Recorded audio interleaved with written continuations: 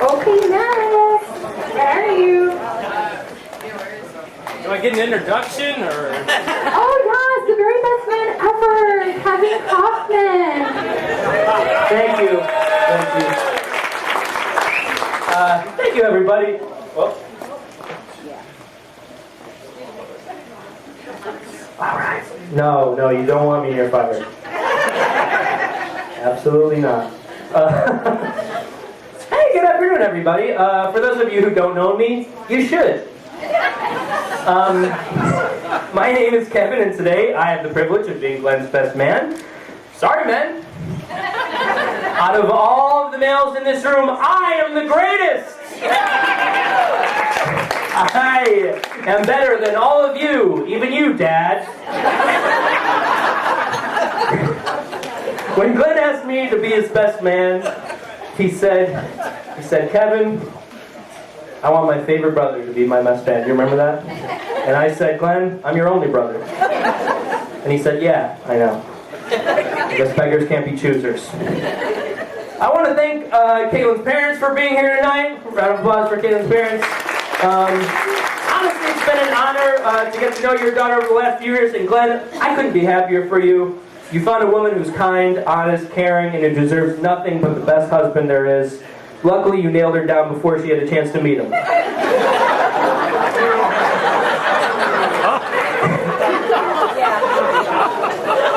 I would like to thank Glenn and Caitlin, too, for inviting us to be a part of their special day. I'm sure you'll all agree with me that the ceremony today was touching and beautiful. Speaking of which, I'd like to thank O'Brien Sleepy Hollow for having this spectacular venue. Round of applause for them. Although I have to say, bold move having an open bar so close to open water.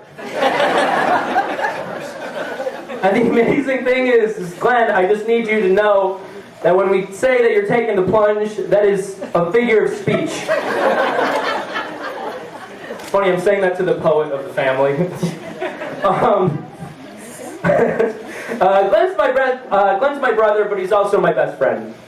And it really is impossible to praise Glenn too highly. In fact, when I was writing the speech, I found it impossible to praise him at all. That's right, I might love Glenn, but he has some major faults. And it's amazing that Caitlin has agreed to take on the job of fixing all of them so our family doesn't have to. And I thought of no better way to use my speech than to list all of his faults right now. Fault number 1.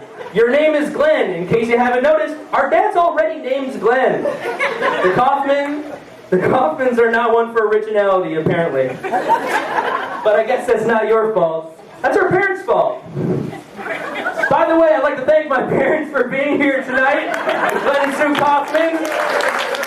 Or as we like to call them, Dr. and Mrs. Originality. I'm sorry, I love you guys.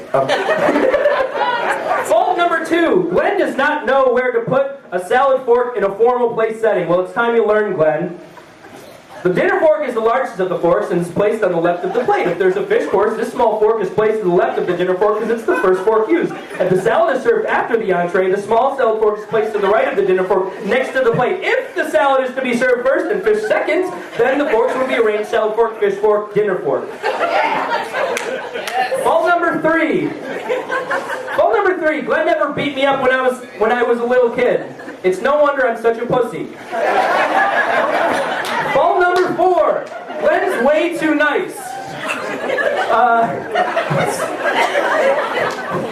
apologize. Fault number 4. Glenn's way too nice. One time, I had to move out of my apartment in Chicago, and none of my friends could help me out on the day that I had to move. And Glenn was the only person there. And he helped me move. It was the first time I rented a U-Haul, and it was the first time that I ever drove in a city, the first time I've ever driven a truck, period, and it was rush hour in Chicago, and Glenn made sure that I didn't die.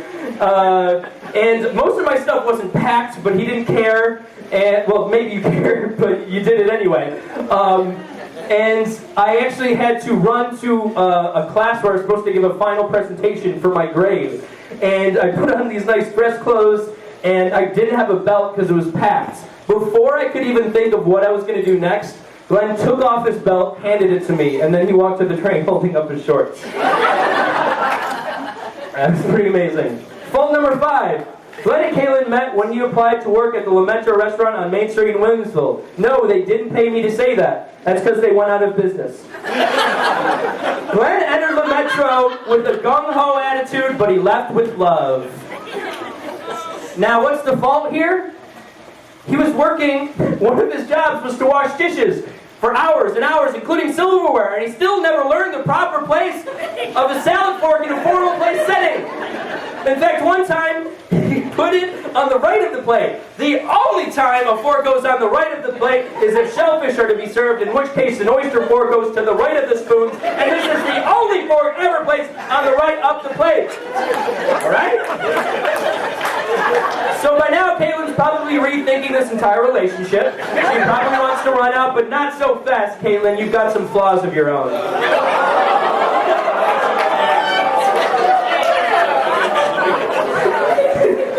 Flaw number 1. You stole my initials. Everybody knows, if you've met me, the one thing I pride myself on is being the only KK in the Kaufman family. Now we got a second one. To make things even worse, my sister Gretchen is marrying Ken Krause in a couple months. There's going to be 3 KKs. What about my identity? Jeez. How's the guy supposed to get a monogram towel around here? Flaw number 2. Kaylin does beat me up.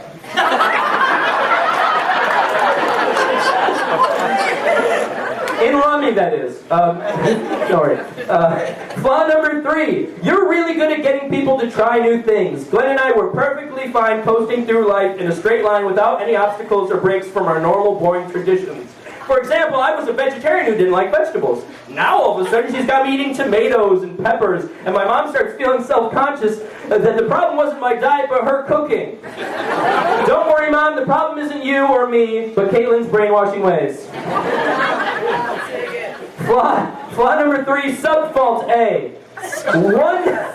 One night while we were out drinking in downtown Chicago, someone at the bar we were at got on a microphone and announced that salsa dancing lessons would start in a few minutes. Glenn and I naturally moved our bodies as far away from the dance floor as possible. But Kaylin wasn't going to pass it up. She walked out on the floor and Glenn said, well, Kaylin's out there, so I have to go out there, and there's no way I'm going to let Glenn go out there without his brother. So what I'm trying to say is that Kaylin peer pressured us into the dangerous game of salsa dancing. And I'll never forgive you for motivating me to break out of my shell in a fun and lively atmosphere.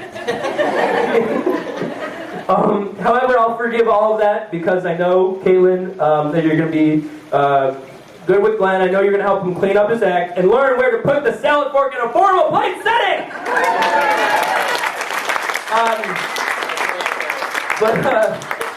I'm out of shtick, but I needed that just to get through the speech, sorry. I love you guys so much. I joked around that the Kaufmans aren't one for originality, but I have to point out that from the point I was born until probably whenever you left for college, pretty much every decision I made, I was either doing it because Glenn already did it, or I thought he told me to do it, or I thought he would think I was cool, and I would get, it was something that he would respect me doing. Glenn,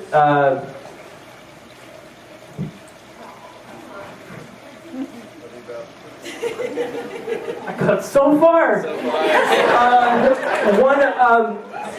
I'm just gonna say, it's been, so Glenn's great. I'm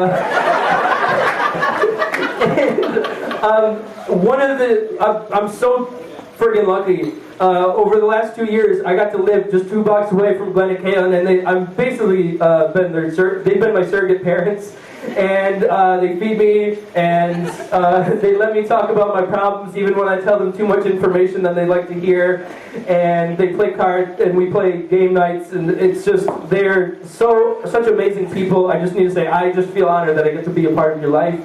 And nothing, I've learned in my life that there's nothing better than seeing you be happy, Glenn, and now I feel the same for you too, Caitlin. And so I don't have any better feeling than I have right now.